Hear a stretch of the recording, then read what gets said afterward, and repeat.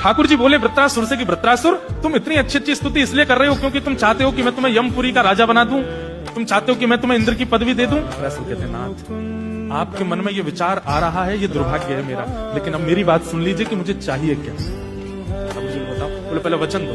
क्या? जो मांगूंगा सो दोगे। सब देवता घबराने लगे, हमारी पदवी मांग ली तो।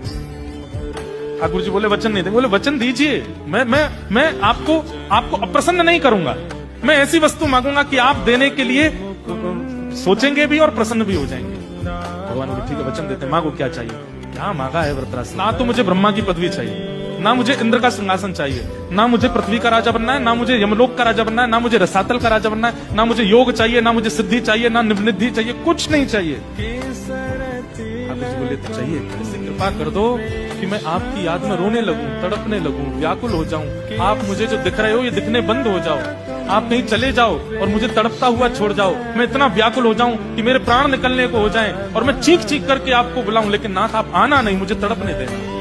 हे नाथ मुझे विरह दे दीजिए, मुझे व्याकुलता दे दीजिए। केवल यही बात रुकी नहीं वृत्रासुर की। ठाकुर जी से कहता आप जा रहे हैं?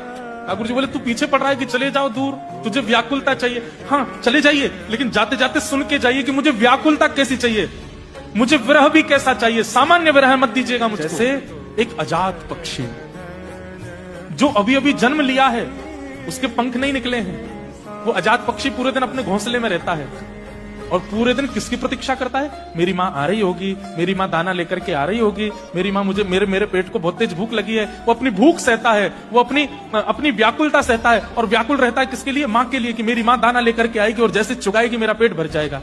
तो जिस प्रकार वो पक्षी तड़पता है अपनी माँ के लिए, ऐसी मैं तड़पना चाहता हूँ आपके लिए। लेकिन पक्षी को माँ मिल जाती है, आप मुझे मत मिलना, मुझे भूखा रहने देना नाथ, मत मिलना मुझे। दूसरी बात सुनिए। बोले क्या?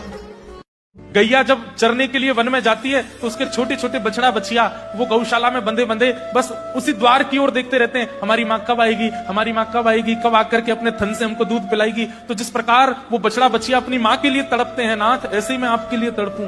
पर शाम होते ही गाय तो वापस आ जाती है, बछड़ा बछिया को दूध पिला देती है, आप मुझे मत पिलाना, मुझे तड़पने देना। और अंतिम बात कहते हैं, जिस प्रकार प्रियतम परदेश चला जाए और उसकी नव विवाहिता प्रियतमा प्रतीक्षा करती है कि मेरे प्रियतम कब आएंगे, कब आएंगे, कब आएंगे, मुझसे कब मिलेंगे, कब मुझे अपने साथ ले जाएंगे। एक दिन आता है, वो प्रियतम आ ही जाता है और अपना संयोग दे देता है। लेकिन नाथ मैं प्रियतमा हूं, आप मेरे प्रियतम हो, आप परदेश चले जाना लेकिन कभी लौट करके मत आना। मैं चाहे जितना व्याकुल रहूं, मैं चाहे जितना तड़पूं नाथ, आप मेरे सामने मत। बोलते समय वृत्रासुर का रोम रोम कांप रहा है। उसके पास अवसर है ठाकुर जी से सब कुछ मांगने का, लेकिन वो फिर भी विरह मांग रहा है।